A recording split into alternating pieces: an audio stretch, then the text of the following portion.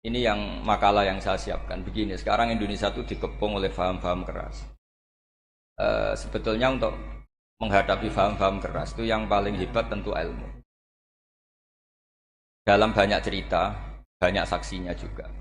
Pernah, ini masyhur sekali cerita ini.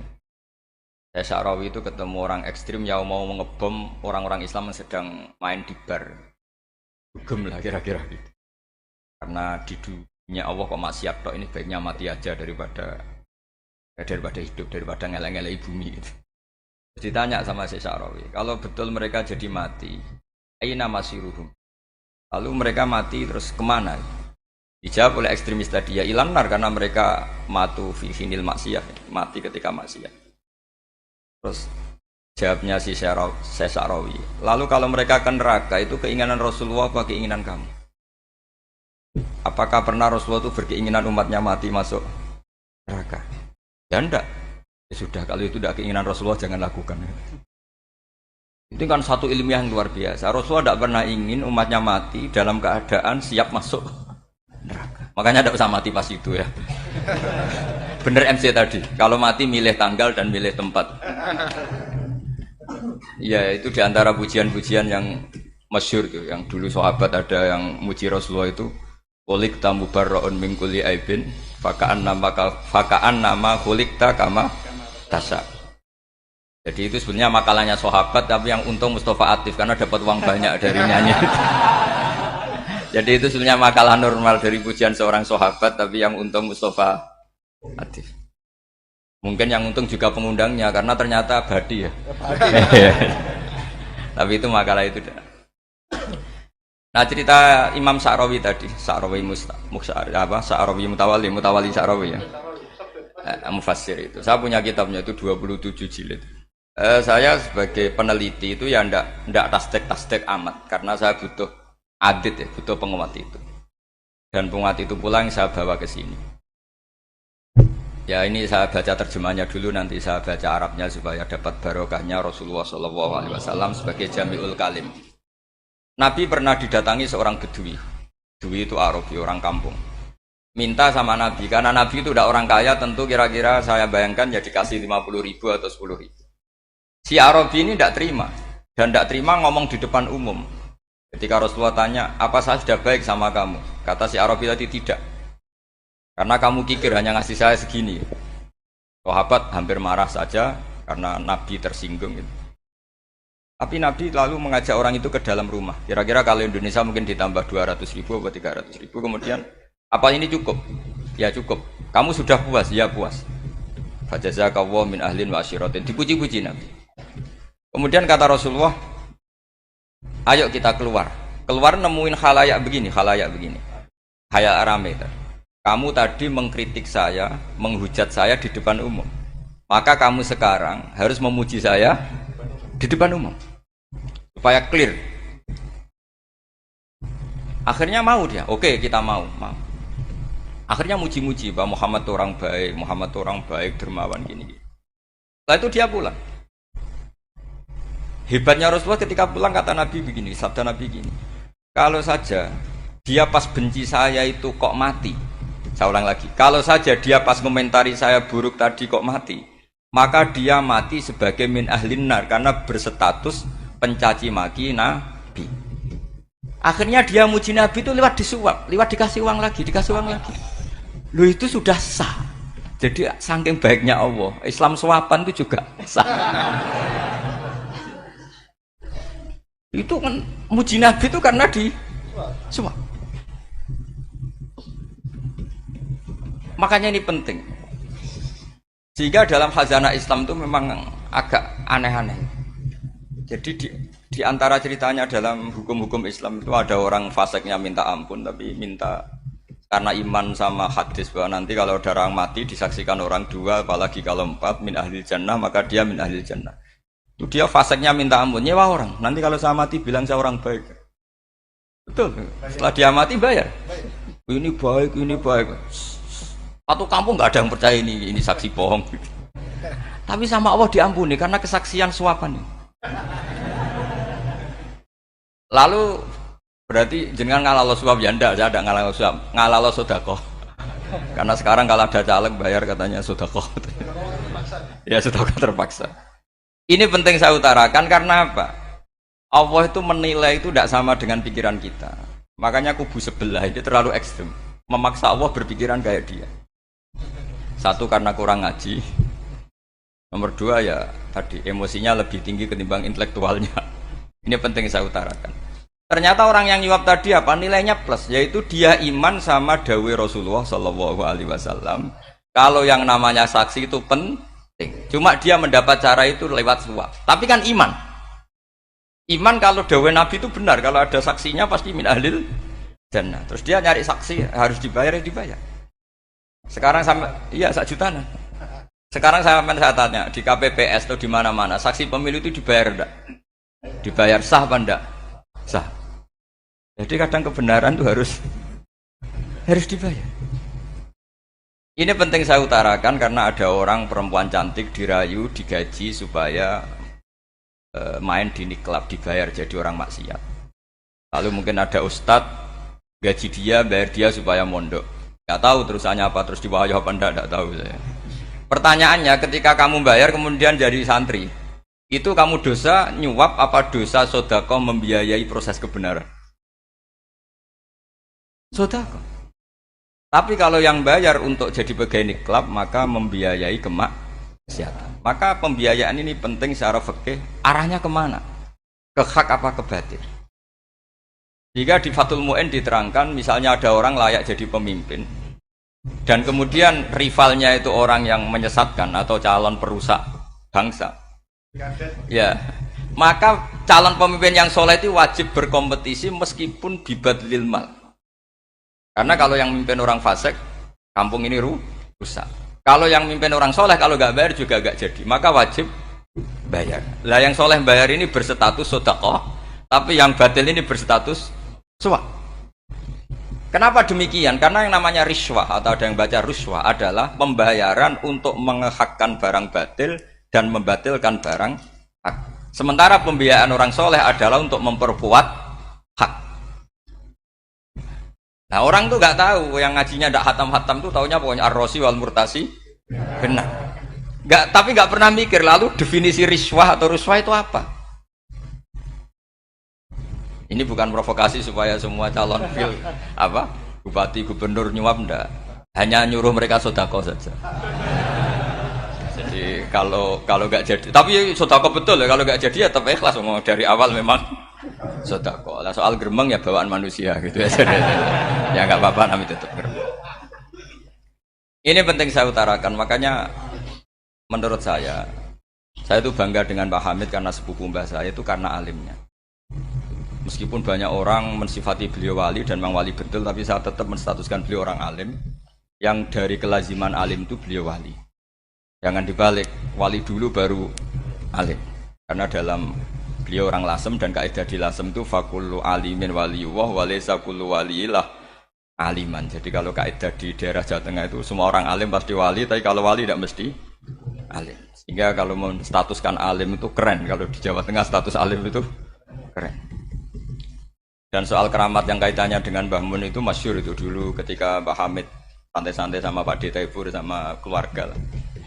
Beliau mau istirahat, kemudian yang datang Kiai Maimun, Mbah Mun zaman itu masih dipanggil Gus. Sopo pur, ada Pak Taifur di situ. Kata Pak D. Taifur, kalau manggil Pak D itu Gus Mun. Dan itu Mbah Hamid ngendikan rojulun alimun, ada Pak Taifur orang lelaki yang alim yang wali. Di beliau muji Mbah Mun juga alimun dulu, rojulun alimun wali. Ini penting saya utarakan karena kesanatan keilmuan beliau jelas dari beberapa keluarga di Lasem. Karena di daerah Fakhriyah itu yang tempat lahirnya Pak Hamid juga lahirnya mbah saya. Itu mbah-mbahnya sudah orang alim, termasuk Kiai Sidik Jember itu juga lahirnya di kawasan pondoknya Pak Hamid Fakhriyah. Dan Kiai Sidik punya anak yang namanya Ahmad Sidik yang jadi apa? Rois Am yang sekarang ada Gus Firjon macam-macam itu semuanya juga keluarga Lasem. Nah saya cerita keluarga ini penting bukan karena tafakhur atau tabai, bukan, karena Allah itu membuat satu tradisi besar memang lewat dzurriyyah. Sehingga Allah ngendikan misalnya ulaikal ladzina an'ama Allahu 'alaihim minan nabiyyin min dzurriyyati Adam wa mimman hamalna ma'anuh wa min dzurriyyati Ibrahim wa Israila wa mimman hadaina wastabaina. Karena tanpa dzurriyyah itu nggak ada tradisi, nggak ada kultur. Misalnya saya menjadi hafal Quran dulu, bapak saya itu tiap zaman Pak Hamid masih sugeng, yang semaan di sini itu pasti bapak saya, namanya Kiai Haji Nur Salim. Kadang diajak baca Quran di kamarnya Kiai Hamid. Karena kalau bapak saya itu mantu ponaan sama Pak Hamid. Itu dulu bapak saya memotivasi saya supaya hafal Quran itu gini, hak kowe kudu hafal Quran. Nak kowe rapal Quran, iku kepaten obor. Kok anak merapal luwe duwe alasan. Jadi kalau ada Gus tidak alim itu mesti salah bapaknya. Karena kalau bapaknya bisa baca Wahab, anaknya mau baca primbon tuh malu. Tapi kalau bapaknya sudah bacanya WA, anaknya jadi primbon. Era cucu sudah dukun. Era cucu sudah kayak Dimas Kanjeng, nanti itu pasti. Karena nggak ada rasa malunya. Tapi kalau bapaknya alim, baca Wahab misalnya, juga Qanaah, anaknya juga itu figurnya. Cucunya juga gitu figurnya. Makanya disebut dzurriyatam ba'duha min ba'd. Ini penting. Dulu Mbah Mun itu sering ngijazahi saya itu persis ijazahnya bapak, ijazahnya Mbah Hamid. Kalau punya amplop itu ya dibeda-bedakan, ini amplop dari tamu, ini dari pejabat, ini dari orang fakir. Jika penggunaannya juga sesuai itu, tidak serampangan. Karena dianggap amanat. Kalau kita salah tasarruf maka menjadi hisab. Kalau sekarang nggak salah dikumpulkan. Orang desa salam template wadol pitik kuru, wedhus kuru. Ambek guse tuku HP seri terbaru itu kan kasihan ya. Padahal sing salam template itu ibunya kerja di Malaysia. Mungkin gelantungan ngecat tembok di Malaysia. Hasil salam template digugus tuku HP terbaru itu kan enggak imbang. Nah tuku tasbih kan sumbut. Ini bukan nyindir tapi ngamuk. Jadi ini penting karena semuanya itu ada hisabnya. Walatus alunna yauma idzin anin naim. Karena tradisi ini harus kita teruskan ala qadril istithar. Karena itu nanti yang mengawal ilmu. Kemudian termasuk tradisi mengakui santri goblok, ini penting. Itu enggak ada santri sebarokah santri goblok. Makanya dulu Mbah Mun, Mbah Hamid, Kiai alim itu kalau sama santri goblok ya tidak benci. Enggak kayak sekarang semua orang bikin sekolah unggulan. Sekolah unggulan itu kritik saya hanya memproduksi orang-orang yang nantinya mendapat. Kalau kamu punya santri hafal Quran, nanti hadiahnya umroh. Panglanya umroh, santri pinter hadiahnya beasiswa. Tapi hubungannya sama negara itu mendapat. Sementara santri yang goblok hidup di pedalaman Kalimantan, karena di sana belum ada masjid, bikin masjid. Sebagian hartanya dipakai masjid, sebagian hartanya dipakai bangun masjid. Ini yang goblok pendiri masjid, yang pinter pengajian di masjid, dibisaroi uang kas masjid. Artinya gini, ya kalau halalnya halal, tapi kita mbok yoroh hikmahnya orang-orang goblok gitu. Supaya kita tetap ngaji, Rabbana ma khalaqta hadza batila. Semua ini ada gunanya. Subhanaka ma khalaqta. Jadi semua ini ada gunanya. Maka bagi santri-santri yang goblok, tolong nanti saya di-Fatihai karena saya ini pembela Anda. Lo yang ngomong biar saya karena saya terkenal santri pinter. Kalau yang ngomong sampean goblok kan nggak ada yang percaya. Oh, padune padha gobloke kan gitu. Yang ngomong harus saya. Saya itu niru Rasulullah Shallallahu Alaihi Wasallam. Nabi itu kalau ada santri serabakat pinter itu diwarai sak surat usung nang mulai pinter. Banyak itu. Balighu anni walau ayah, ada sahabat ngaji hanya diajari idza zulzilatil ardu, sudah kamu pulang, sudah pinter. Karena betul. Sekarang coba diangan-angan, ada santri alim alamah, mungkin bakasnya furu'iyah, gimana hukumnya Jumatan jumlahnya itu 40 kurang atau 40 pas imam. Kemudian ada yang batal satu, hukumnya gimana? Dia mikir furu'iyah. Sementara yang goblok, dia di desa tertinggal gak ada masjid. Piye caranya dia masjid? Ini bikin aslul ibadah, yang sini sudah khilaf tentang yang gak penting. Jadi orang goblok kadang lebih keren. Akhirnya apa? Duriannya yang goblok nanti jadi orang alim alama ngekholi wong goblok karena pendirinya biasanya orang pati pinter. Itulah Allah Subhanahu wa taala. Ada bikin sesuatu itu sia-sia. Nah, saya ini korban ilmu itu. Akhirnya santri saya banyak yang enggak jelas. Ya, tapi ya saya terima saja. Saya santri itu macam-macam. Ada yang profesor, ada yang doktor, ada yang goblok, ada yang baru tobat kemarin. Ada yang Cina lagi seneng ahli sunnah wal jamaah, macam-macam. Semuanya ngaji sama saya. Karena saya tetap berkeyakinan Rabbana ma khalaqta hadza batil. Ini penting saya utarakan karena khazanah kita ini jangan digerus oleh orang yang tidak bertanggung jawab. Pernah ada di hadis Muslim, ini cerita di Sahih Muslim.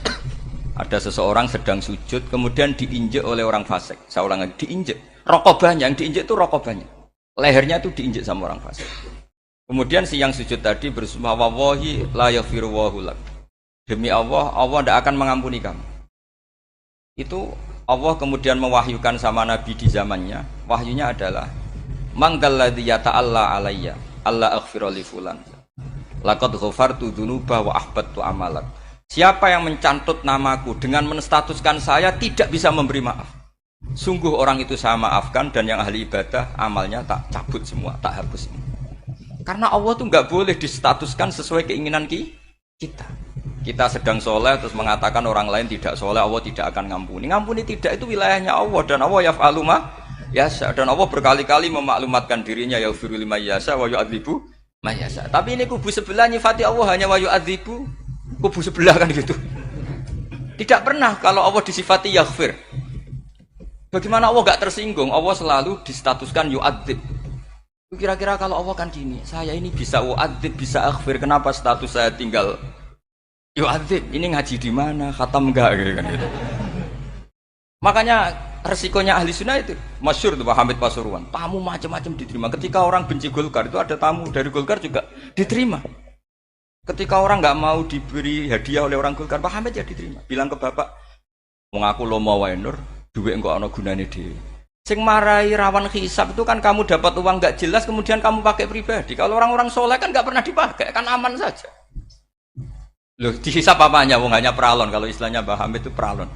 Datang diberikan orang lagi, datang diberikan. Kalau kena kamu kan hisab. Terus kamu nyate makan wareg glegeken. Wah itu uangnya nggak jelas dipakai nyate glegeken, ya mesti hisab. Kalau nggak jelas ya disedekahkan. Kalau ingin bebas apa? Bisa. Tapi kalau sering sedekah biasanya nggak bebas dari miskin. Tapi kalau kamu wali kan tetap ya Pak Hamid itu masyhur bisa kok. Tapi kan nggak jadi miskin. Kamu nggak terkenal sakok tapi miskin. Ini nggak wali. Ini penting. Jadi kebanyakan orang ekstrim karena mensifati Allah Ta'ala itu hanya dengan status yu'adzib, tidak dengan status yaghfir. Dan itu mereka harus ngaji lagi. Kurang apanya Rasulullah SAW? Nabi sebagai manusia benci sekali sama pembunuh Hamzah karena qatilu ahabbin nasi ila Rasulillah. Itu sama Wahsy. Siapa yang enggak tahu Wahsy? Qatala ahabban nasi ila Rasulillah, itu qatala Hamzah. Dan ketika Nabi nyuwun sewu maksud-maksudno Wahsy, Allah malah nurkan ayat laisa laka minal amri syai'un aw yatuba alaihim. Ada pilihannya aw yatuba alaihim. Apa yang terjadi? Justru Allah mentobati Wahsy. Memaafkan Wahsy, mentobati Wahsy. Ada sahabat yang dipuji Nabi Hamamatul Masjid, akhirnya su'ul khotimah. Kita tahu ceritanya siapa? Sa'labah. Makanya kata Mbah Mun sering cerita ke saya. Banyak orang darani saya itu tidak jelas, kata Mbah Mun, karena saya sama siapa saja baik, sehingga banyak yang nuduh saya itu tidak jelas. Kata beliau, ulama paling jelas ya saya ini, karena masih orisinil, kata beliau. Tapi pakai bahasa Jawa, karena tadi Mbak Idris bilang ada yang MA ya, Mbak, Madura asli tadi, makanya saya terpaksa bahasa Indonesia tadi. Kata Mbah Mun, ulama paling jelas ya saya, karena saya menyikapi siapa saja baik, karena di hati saya hanya membaca laisa laka minal amri syai'un aw yatuba alaihim aw yu'adziba. Kenapa kamu vonis si buruk? Bisa saja nanti baik. Yang sedang baik bisa saja nanti bu. Kalau nasib seseorang nggak jelas, kenapa kamu sikapnya jelas? Nah, ini orang-orang nggak ngaji itu memaksa orang lain jelas. Ini kubu sebelah pasti salah, ini pasti benar. Oh manusia kok dipasti-pastikan gimana? Kita ini tidak nabi. Kalau nabi maksum pasti benar. Kalau sampean apa? Maksum bisa. Jadi ketidakjelasan para ulama ini berdasar konstitusi tadi bahwa itu wilayahnya Allah. Ini penting saya utarakan. Jadi penting sekali. Jadi orang yang sedang fasik sekarang bisa saja nanti tobat. Yang sedang sekarang soleh bisa saja nanti masalah. Hingga Rasulullah tetap mengajarkan ya muqallibal qulub tsabbit qalbi ala dinik. Jadi kalau ngaji itu khatam. Khatam itu begini misalnya ya. Saya pernah ngaji Ihya, belajar Ihya khatam. Bahkan saya punya takrirannya berdasar kitab Ithaf, sarahnya Ihya. Kalau ingin tahu sanadnya Sarah Ihya, ya misalnya Gus Idris ini, oleh Idris ngaji Mbah Hamid Pasuruan, ngaji Mbah Dimyati.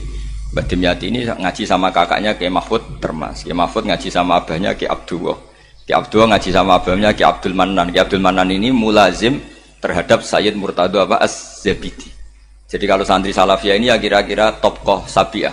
Karena Mbak Idris Sadisa ya kira-kira sampean itu dari pengarang Ithaf itu baru tokoh berapa? Sabiah, masih keren. Turun pitu. Masih kaya lah. Lah kamu kok miskin? Turun ke wolu katanya. Jadi nanti kalau masih keren.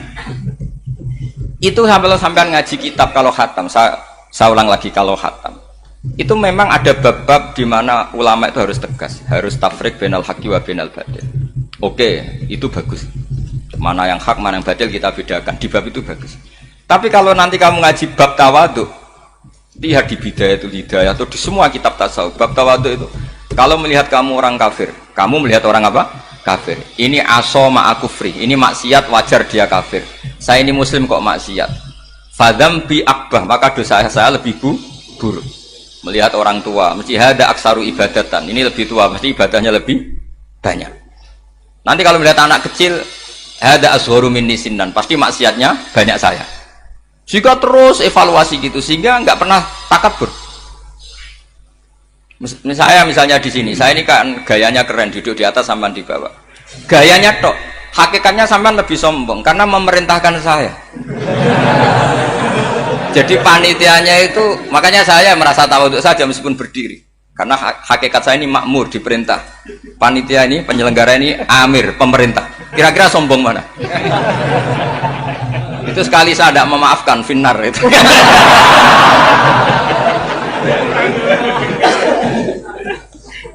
Tapi insya Allah tak maafkan Pak.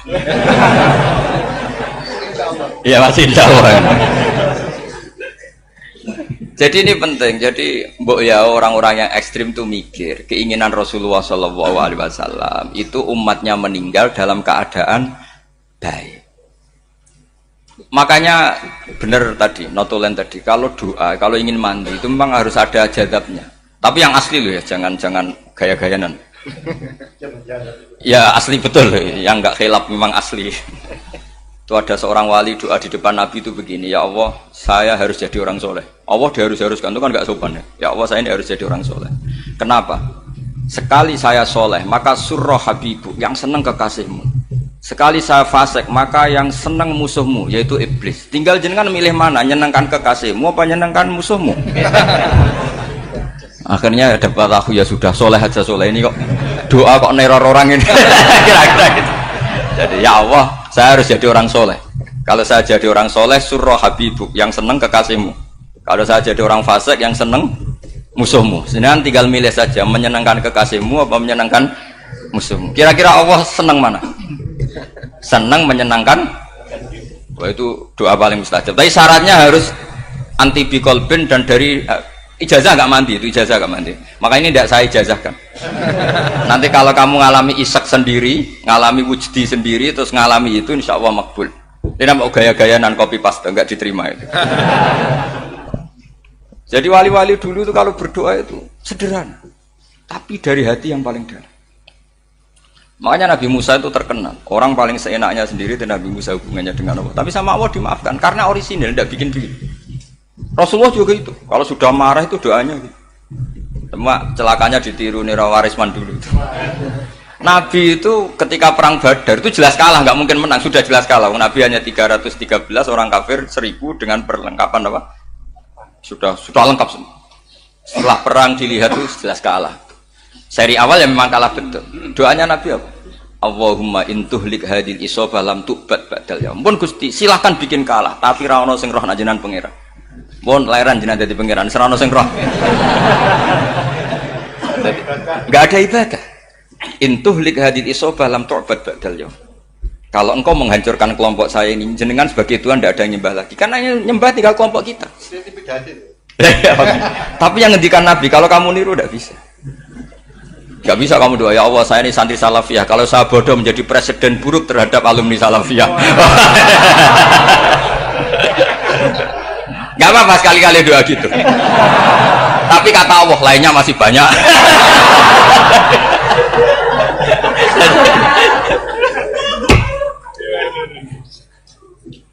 Tapi itu syaratnya tadi harus ada al-wujdi wasima. Jadi makanya Imam Ghazali punya kitab al-wujdi wasima. Karena ada masrob, ada syarab. Jadi wali ngikuti para nabi itu ada masrob, ada syarab. Sehingga perasaannya itu beda. Saya punya sekian contoh. Makanya tadi saya bilang di sini yang cerita nanti tak baca Arabnya ya tabarruk dengan jamil apa kalim. Jadi Nabi menyontohkan gini ya. Hubungannya Nabi dengan umatnya itu kata Rasulullah ibarat orang punya unta atau sapi yang susah itu. Yang sarodat itu berat. Kalau bahasa sini apa itu?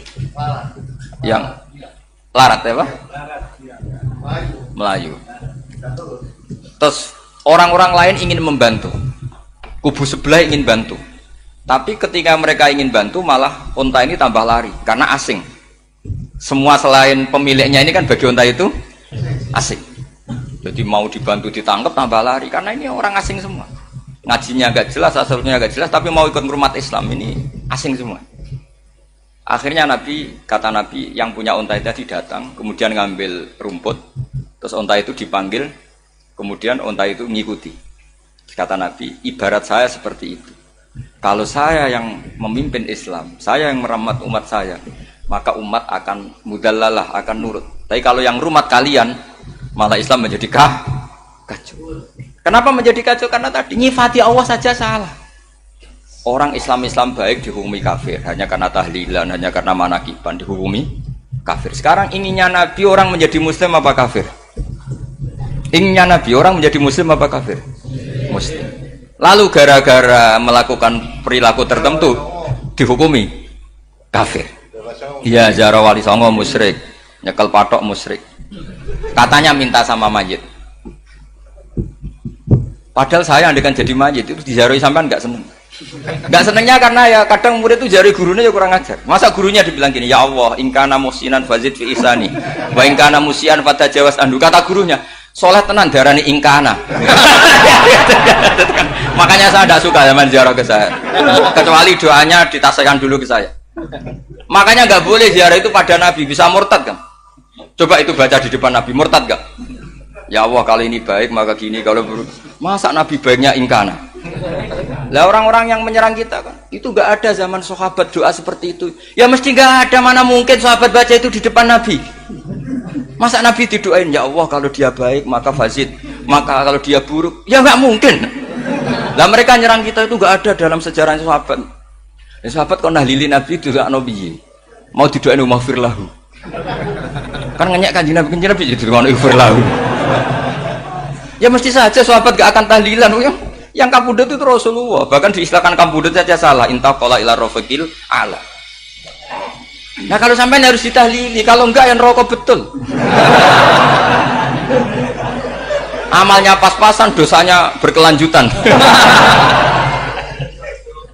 Kondak gimana? Punya tanah warisan yang hasil ngerebut milik orang lain. Kamu sudah mati, dipakai anak cucumu. Ini berkelanjutan enggak dosanya?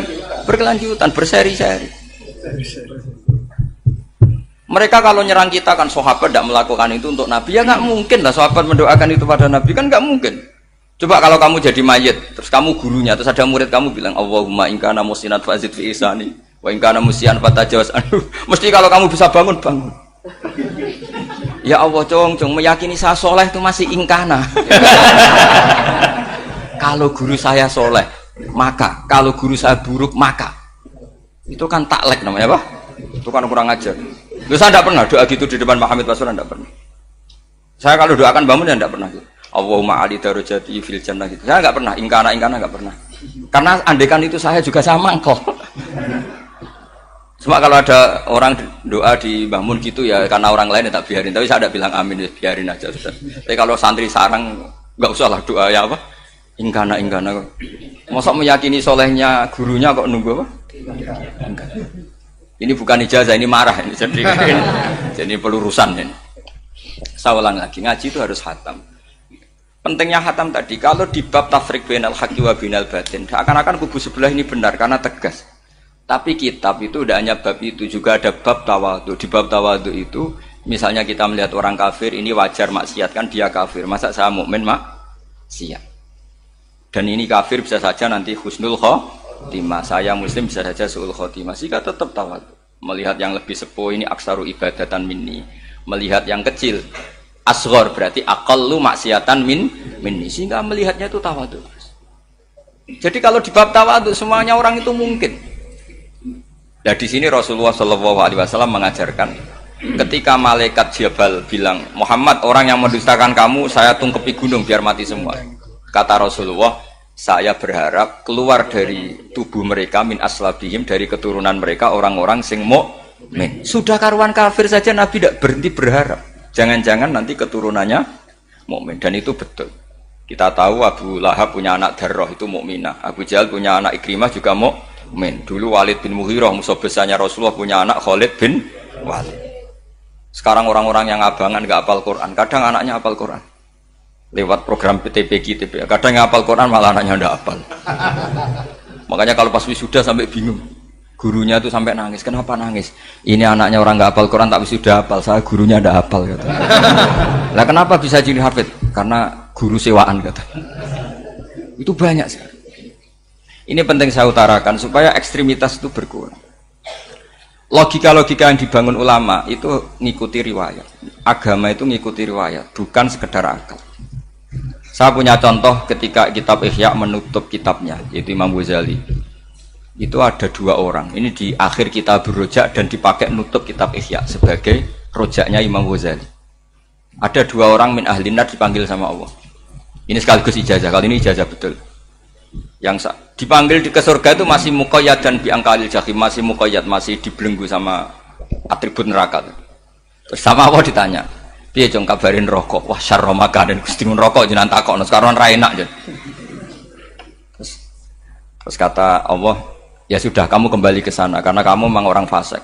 Itu lari, semangat mau ke neraka. Ini ijazah. Semangat disuruh kembali ke neraka itu semangat lari. Allah tanya, "Loh, Jong, kenapa kamu semangat?" Ya Allah, saya ini sudah kapok. Dulu ketika di dunia kamu perintah, engkau perintah, saya tidak semangat. Maka kali ini jenengan perintah saya semangat. Karena saya sudah kapok. Setiap engkau perintah saya ada lari semangat ke neraka. Nah barokahnya semangat masuk neraka ini, kata Allah ya sudah kamu di surga saja. Maka ijazah nanti kalau ada pengumuman silahkan masuk neraka. Kamu harus lari sekencang-kencang.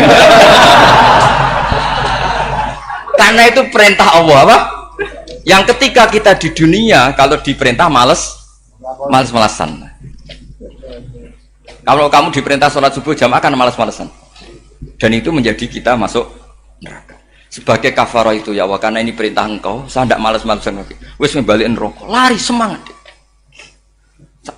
Allah akhirnya haru, dimaafkan. Panggil lagi, sudah di surga saja. Barokahnya semangat masuk neraka. Nah ini ijazah ini. Ya diterima ya. kok enggak semangat terima ya. Yang kedua enggak. Sudah kamu kembali ke neraka, pelengahan gitu. Enggak semangat. Allah dilihat terus enggak semangat. Kenapa kamu tolah-toleh? Ya Allah, saya tidak pernah ngira ketika engkau manggil saya ke surga, kemudian engkau kembalikan lagi ke neraka. Ya sudah di surga saja. Barokahnya husnudzon. Jadi ini ijazah kamu milih dua itu, milih yang mana terserah. Artinya apa? Logika kamu itu tidak mesti masuk apa yang dilakukan oleh Allah Subhanahu wa Ta'ala.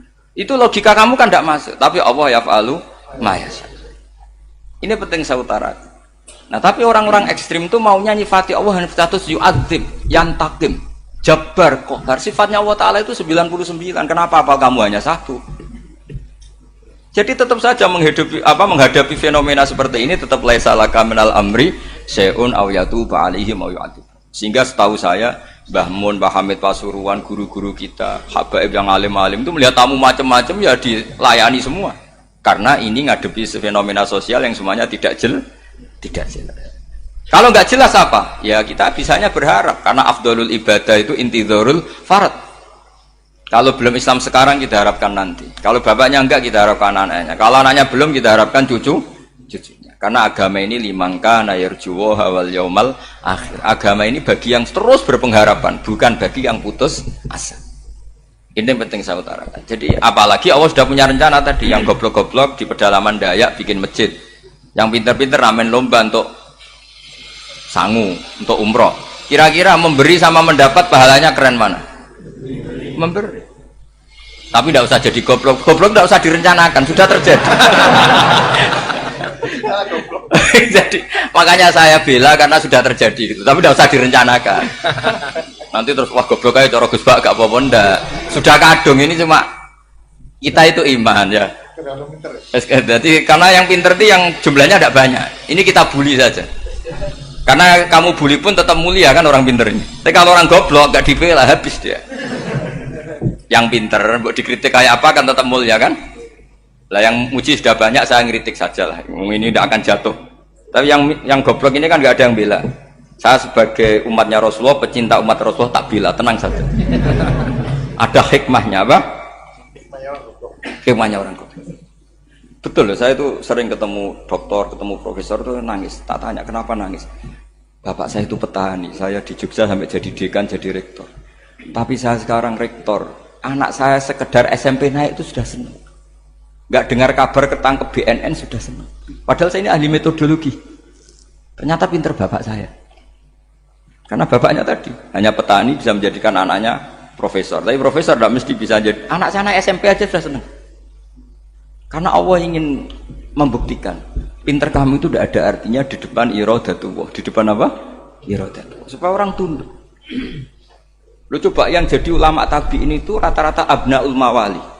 Anaknya budak yang dimerdekakan. Karena Allah seperti itu. Ada yang tokoh yang tadi zuriyatam ba'duha min ba'd, itu harus kita jaga. Saya termasuk orang yang ditakdir punya mbah-mbah alim, itu juga harus dijaga. Yang enggak alim peluangnya masih banyak. Banyak sebanyak-banyaknya. Asal tadi lewat jalur sregep dan kalau bodoh ngaji saya nanti. Tak ajari robbana ma khalaqta hadza napa? Karena ayatnya gitu, min dzurriyyati Adam wa mimman hamalna ma'anu wa min dzurriyyati Ibrahim wa Israil. Terus terakhir ditutup wa mimman hadaina wajtabaina. Itu umum.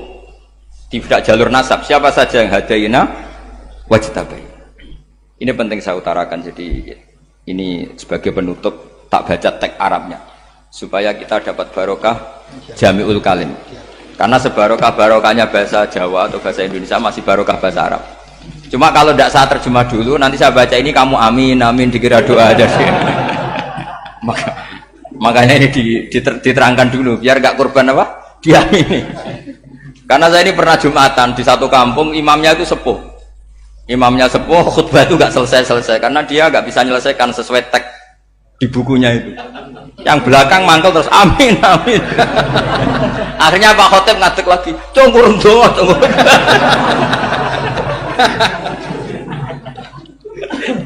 Ya, ini masih teks Arab tapi yang belakang sudah apa? Amin, amin. Ya saya baca. Yang disimak. Bismillahirrahmanirrahim. Waruwiya anak Arabian ja'ahu yatlubu min husay'an fa'atahu. Sumaqala ahsantu ilaika.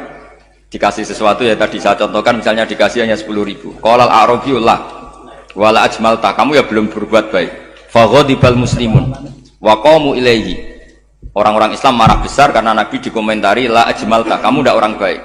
Fa asyara ilaihim an kuffu. Kata Nabi, jangan kamu pukulin. Kalau di Madura sudah tuntas tuh kena celurit itu kalau. Sumakoma kalau di MA tadi ya, di Madura asli tadi ya. Sudah tuntas. Sumakoma wa dakhala manzilahu. Setelah itu terus arsala ilahi sallallahu alaihi wasallam wa zadahu syai'an. Kemudian Nabi menyuruh dia, ayo masuk rumah terus ditambahi. Faqala ahsantu ilaika qala na'am fajazakallahu min ahlin wa asyiratin khairan. Setelah ditambah banyak sama Nabi, saya sudah baik sama kamu. Wah, baik kalau sekarang baik. Itu mengatakan baik karena ditambah uang loh. Bukan karena dari nuraninya, karena ditambah uang, ditambah duit. Amplopane ditambahin. Faqala lahu Nabi sallallahu alaihi wasallam, "Innaka qulta ma qulta wa fi nafsi ashabi min dzalika syai'un. Fa in ahbabta faqul baina aydihim ma qultu baik. Ma qulta baina yadayya hatta yadhaba ma fi sadrihim 'alaika." Kamu tadi ngomong dan menjadikan sahabat saya tersinggung. Coba sekarang klarifikasi supaya mereka clear apa? Itu menunjukkan klarifikasi itu termasuk wataknya Rasulullah Shallallahu Alaihi Wasallam. Tadi kamu menyinggung saya di depan umum, maka sekarang kamu muji saya juga harus di depan umum supaya clear, supaya mereka tidak punya perasaan macam-macam. Sudah akhirnya qala na'am falamma kana al-ghadu awil asyu ja'a faqala sallallahu alaihi wasallam inna hadzal arabiyya qala ma qala fazidnahu fazama'nahu radiya kadzalik qala na'am fajazakallahu min ahlin wa asyiratin khairan. Terus faqala Nabi sallallahu alaihi wasallam, ini penting ya bagi semua dai, bagi semua ustaz. Masali wa masalu hada masalu rajulin lahu naqatun syaradat alaihi fattaba'an nasu atau fa'atba'ahan nasu falam yaziduha illa nufuran fanadahum sahibuha khallu baini wa baina naqati fa inni arfaqu biha minkum. Jadi namanya unta, sapi atau kuda itu lebih terbiasa sama pemiliknya sama orang lain. Sama pemiliknya. Kalau orang lain ikut mantu ketika berat malah tambahlah lari. Sama kiai sama umat itu, kalau kiai kan punya syafaqah sama umat, maka inginnya umatnya dimaafkan. Tapi kalau kubu sebelah inginnya mengkafirkan, mendosakan, membid'ahkan. Nah, itu bisa diharap nggak umat mau kembali? Malah lari. Makanya saya pernah ngalami ini serius. Ada orang tukang ngafir-ngafir wong NU gitu. Di majelis, satu majelis dengan saya. Singkat cerita semua NU pinter. Waya jamaah duhur itu waya sholat. Ayo jamaah, aku gak sholat. Kenapa? Kafir sholat bareng. Gak wajib wong kafir sholat. Tidak usah kafir, sholat saja. Mereka itu kan omongannya ta'arud, mengkafirkan kita tapi mewajibkan kita sholat. Sholat wajib gak bagi orang kafir? Gak wajib. Berani gak mereka mengatakan yang dikafirkan tidak perlu sholat karena sudah kafir? Berani gak kira-kira? Gak berani. Jadi omongan mereka itu paradoks semua. Karena memang gak pernah ngaji. Gak pernah apa? Gak pernah ngaji. Ngajinya betul-betul. Gak pernah khatam tadi. Ya, jadi kata Rasulullah, fa inni arfaqu biha minkum wa a'lam. Fatawajjalaha baina yadiha fa akhudalaha minkum mil ardi faradda hatta ja'at wastanakhat wa shadda 'alaiha rahlaha wastawa 'alaiha wa inni law taraktukum kaqaulihi. Terus ya sudah seperti itu. Faradda hatta ja'at wa shadda 'alaiha rahlaha wastawa 'alaiha wa inni law taraktukum terus itu walhasil itu terusannya hadis itu, kalau saya membiarkan dia dengan keyakinannya tadi mengkritik saya dan dia mati maka dakhalan. Jadi intinya gini, seneng Nabi dibayar itu sah. Seneng Nabi dibayar itu sah. Seneng Nabi dibayar itu sah. Jadi ya kalau ada maulid terus kiainya ngasih makan-makan terus menjadi seneng Nabi karena ada Bukharinya, itu juga sah. Ono zaitune sah. Terus kiainya seneng karena untuk amplop juga sah. Jadi ini sudah ini sama-sama sah. Karena untuk kebaikan selalu sah. Makanya mungkin di sini ya habis doang kajian di sini mesti ada sarapannya pertama. Iya. Kopi dan sarapan ngaji pagi. Jadi orang datang ingin sarapan tidak apa-apa. Tidak apa-apa, sah itu. Sah. Sayyid Muhammad juga gitu, kalau ada orang ngaji dikasih uang juga sah.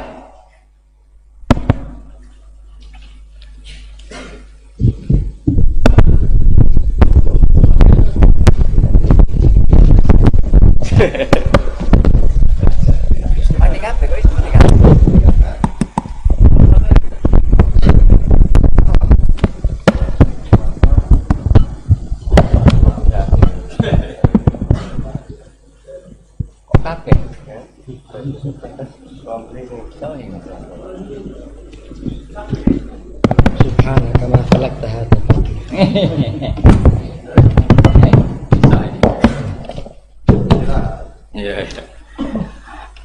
Ya, jadi ini jelas ya, jadi riwayat ini jelas. Kemudian riwayat yang ada di kitab Bukhari ketika Rasulullah didustakan, dibuli. Ini wa ana mahmum ala wajhi falam astafiq illa wa ana biqarni sa'alib, yang di bawah garis itu ada yang di Bukhari. Farafatu rasi fa idzan ana bi sahabatin qad adallatni fa nadartu fa idzan fiha jibril fa nadani fa qala inna wa qad sami'a qala qaumika laka wa maraddu 'alaika wa qad basa ilaika malakal jibal litamurahu bima syi'ta fihim fa nadani malakul jibal fa sallama 'alaihi tsumma qala ya Muhammad fa qala dzalik bima syi'ta in syi'ta an udbika alim al-akhsaban fa qala Nabi sallallahu alaihi wasallam bal arju ayyukhrijawahu min aslabihim may ya'budu wa wahdah la yusyriku bihi. Jadi Nabi menghadapi yang sedang kafir saja nggak putus asa, bisa saja mereka nanti melahirkan anak-anak yang Islam. Jadi kalau ada kiai menghina orang kafir itu jangan melihat kiai kok pancanan wong kafir. Yang benar itu kiai yang penuh harapan, sehingga sama orang kafir saja berharap. Tapi sekarang enggak, kiai pancanan wong kafir, kiai kok pancanan wong fasik. Logikanya dibalik, kiai nelateni wong kafir nak menawa anak turune masuk Islam, kiai nelateni wong fasik anak menawa dadi soleh. Logikanya harus seperti itu. Nah, soal perang itu beda. Perang kan mereka sudah menstatuskan diri ingin bunuh kita, tentu kita harus berani untuk mempertahankan diri. Tapi kalau kondisi normal tidak bisa seperti itu. Ini kan kondisi normal. Itu Rasulullah. Ya nggak boleh, karena tadi. Bahkan kalau saya pernah ngaji ini di Sidogiri pernah cerita Rasulullah jejer Nabi Nuh. Ada seorang wali, pasnya Abu Hasan Asyadili. Siapa Abu Hasan apa? Asyadili. Mimpi ketemu Rasulullah jejer Nabi Nuh. Kemudian Nabi Nuh itu digojlok sama Rasulullah. Kamu pernah masukkan kaum kamu, bisa saja fi aslabihim atau fi zuhurihim ada nasamatan sing tu'minu billah. Sekarang misalnya begini ya, ini orang kafir. Di sini tuh ada gen yang ribuan ila yaumil qiyamah. Bisa saja gen-gen yang sekarang masih di zuhurihim, karena kalau apa gen di lelaki diistilahkan fi zuhurihim, ini saja nasamatan tu'min. Nasama yang nanti mukmin. Kalau dia mati kan berarti kamu membunuh calon orang mukmin berikut. Jadi, tapi ya sama. Tapi kalau kamu bilang dibiarkan, bisa saja ini ada nasama sing calon kafir. Berarti kamu membiarkan kekafiran. Nah di sini hebatnya Allah. Allah bikin Nabi Nuh mewakili istihad potensi kekafiran berlanjut, sehingga beliau bilang wala yalidu ila fajiram kafaro. Paham ya kan? Rabbila tadzar alal ardi minal kafirina dayara innaka intadzarhum yudillu ibadaka wala yalidu ila fajiram kafaro. Logika itu terwakili oleh Nabi Nuh. Logika bisa saja ini ada nasamatan untuk minubillah. Itu terwakili oleh Rasulullah bal arju ayyukhrijawahu min aslabihim may ya'budu waha wa la yusyriku bihi syai'an. Kayak apa untungnya kita jadi umat Rasulullah sallallahu alaihi wasallam? Masalahnya Nabi Nuh gak Nabi Nuh, Nabi Muhammad. Jadi kira-kira istiadat kamu ikut Nabi siapa?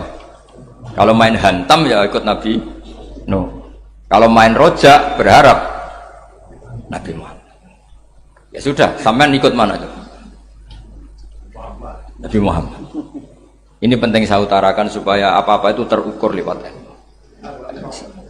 Ya pokoknya istilah kayak Wali Songo yang tercerminkan sampai ke kita kayak Pak Hamid, karena Pak Hamid ini sanadnya secara gen sampai Sunan Bonang, di silsilah itu sampai Sunan Bonang. Saya punya catatan nasabnya Mbah Hamid Pasuruan sampai Sunan Bonang, ditulis Mbah Khim itu. Ya, pas 40 harinya Mbah Hamid itu silsilah itu. Saya kira demikian, saya mohon maaf atas semua kesalahan. Wah, baru mulai. Ya Santi Putri itu gak usah mikir besar berat-berat, yang penting nurut suami, itu kata para suami. Tapi kalau suaminya gak layak diikuti ya diberontak saja gitu. Karena gak ada sesuatu yang luar biasa kayak perempuan. Itu kata Sayyidina Umar, pernah dia mau jalan ya, dicegat sama Khawlah itu binti Salabah. Itu sampai 3 jam. Padahal Umar sudah Amirul Mukminin. Sudah siapa? Amirul Mukminin. Tapi ketika ditanya, kenapa engkau berhenti karena orang tua ini? Kamu tahu orang tua ini siapa? Ini ketika protes itu didengar langit sabtuju. Yaitu yang di ayat qad sami Allahu qaulal lati tujadiluka fi zawjiha wa tastaqi ila Allah. Jadi sing protes wong wedok ora trimo bojone, Kanjeng Nabi diprotes. Ya singkat cerita, Khawlah itu cantik. Memang contohnya harus cantik. Kalau jelek nggak bisa. Khawlah itu cantik sekali. Walhasil dia mungkin khed atau apa, lama mungkin khed. Terus suaminya datang. Aus bin Somit ini datang. Melihat istrinya pas sujud. Di semua teks riwayat fa'ajabatu ajizatuha. Makanya gambarannya harus cantik. Enggak usah diterjemah ya. Fa'ajabatu ajizatuha. Singkat cerita Aus itu minta dilayani saat itu juga. Si Khawlah nggak mau karena sedang ibadah. Bongkok sih mas kok dalu. Enggak kok sekarang. Saking mangkelnya karena agak kesampaian. Ya orang lanang kan gitu, mesti kotor kalau nggak kesampaian. Terus Zuhara min dia melakukan dihar. Anti aliyah kadhri ummi. Dulu dihar dalam hukum jahiliyah adalah tolak. Setelah ditihar, Aus getulnya bukan main karena Khawlah ini cantik. Makanya contohnya ada cantik, karena kalau nggak cantik nggak getun gitu. Terus kalau nggak cantik juga suaminya tidak kesusu gitu. Sudah tahu semua pokoknya gitu punya ada. Singkat cerita akhirnya suaminya datang ke Rasulullah. Ya Rasulullah, saya ini sangat mencintai istri saya, tapi tadi saya keterucut dihar dia. Lalu solusinya gimana? Ini karena tambahnya khas perempuan, kata Mbak Idris, ya sudah tak turut, ini khas perempuan. Kemenangan partai apa? Perempuan. Tapi tidak PSI, ini kemenangan partai perempuan. Kata Rasulullah, sementara hukumnya begitu. Kalau dihar itu bimanzilatit tolak. Ya sudah, kamu nggak bisa kumpul lagi sama dia. Istrinya dikasih tahu, protes. Apa? Hukum apa-apaan itu? Diparani Rasulullah. ini hukum tidak benar ya Rasulullah. Ya tapi setahu saya hingga detik ini saya sebagai Nabi hukumnya baru begitu. Enggak benar. Dibantah terus sama Nabi diancam gini. Kalau engkau tidak bisa memutuskan, tak laporkan Allah.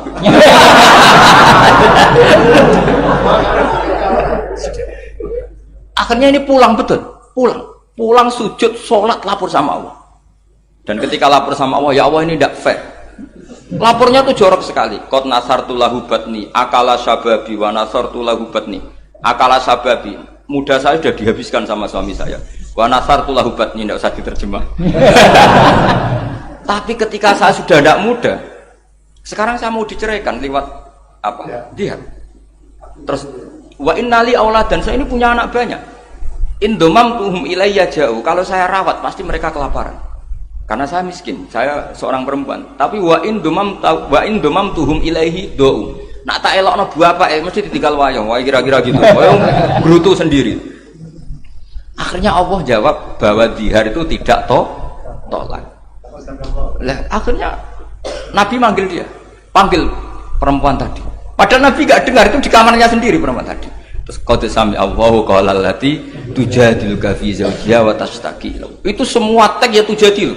Allah mendengar perempuan lati itu perempuan tujadil kasing madoni kowe Muhammad. Nek dadi kiai dipadoni wedok enteng, Nabi saja dilabrak. Wes susah perempuan tuh repot. Nabi dilabrak.